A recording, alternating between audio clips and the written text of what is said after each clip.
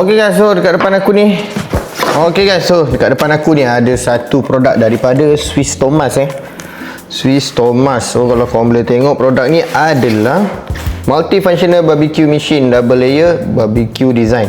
So lepas ni kalau macam contoh aku nak buat bakar daging ke apa ke, aku dah tak perlu nak hidupkan arang, aku pakai ni je. Sebabnya yang ini dia pakai elektrik so just plug dekat elektrik, so dah boleh guna terus. Okey, jom kita unboxing dulu, kita tengok apa ada dekat dalam dia ni.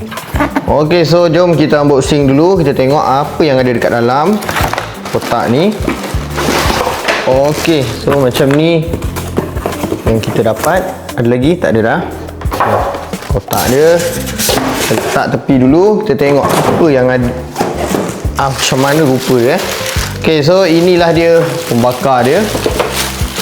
Okey, kita tengok dalam. Wow, dia punya seal dia memang betul-betul seal Okey, ada macam ni besi. Okey, kemudian letak tepi. Okey, ini plug dia plug dia guna plug standard yang 3 pin punya. Okey, bagi aku sebenarnya benda ni macam mudah kalau lepas ni kan nak buat bakar-bakar kan. Ni nampak ni 3 pin plug dia, so mudah standard plug kan. Okey, kemudian ada tray yang macam ni. Macam ni tray dia.